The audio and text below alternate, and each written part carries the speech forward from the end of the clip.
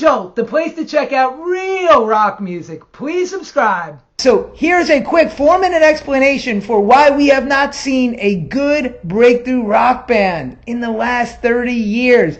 This will make it all clear right here. Okay, so we agree on this one thing that 1996 was a pivotal year because of the Telecommunications Act that Bill Clinton signed that consolidated radio here in the United States. And essentially two companies, Clear Channel and Cumulus, bought up most of the radio stations. Before that, you had local stations that would be controlled. Let's say a company might own 6 stations in a particular area. These stations would be supported by local businesses advertising on them.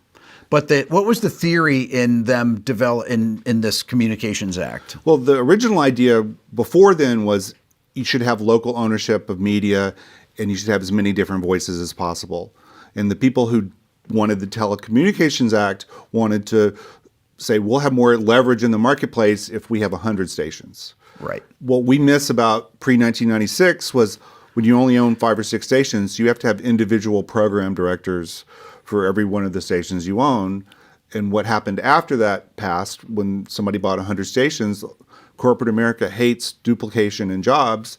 So they fired all the local program directors and put one person in an office in New York or Atlanta to program all the stations. Okay, so you have the program director, which is the head of the radio station. You also have DJs. Now, most of the people I've interviewed talk about one station really breaking them. Andy Summers talked about this. There's one station that broke the police. Pretty much everyone I've interviewed from these huge bands, one station breaks them. It's very rare that something just jumps right out. Like a Nirvana jumped out they put the video on MTV and it just blew up and that was it. Well, when you have a mom and pop business, the individual people who work at the radio station, the DJs, had a lot more influence than they would later when everything's controlled from a corporate headquarters. It was a real badge of honor for some of these stations to be the one that found a new artist. Yes. So there was a lot of competition in the community. The radio community, people wanted to say, oh yeah, I discovered this band and it became a hit. Right. So there was a real motivation for people to listen to as much music as they could. Once these stations were bought up, they were like, okay, well, who are we going to get to program these 150 stations that we bought? Oh, let's find one person to do that. This happened, actually. There was basically one guy that programmed almost all the rock stations and somebody that programmed all the alternative stations. I won't mention who they are. They were people that were paid by both the record label and the radio stations or the big companies to program these stations. And they would get a particular sum of money from every single station they got an ad on, even though they were in control of the playlists. They're basically paying themselves to put the records on the air in a weird way. And in one case, one of the guys ended up becoming a manager of some of the bands. He would get paid because the bands would make money from radio airplay that he would get 20% of when he was the person that put them on the radio and decided how many spins they were getting a week. Doesn't quite seem like that's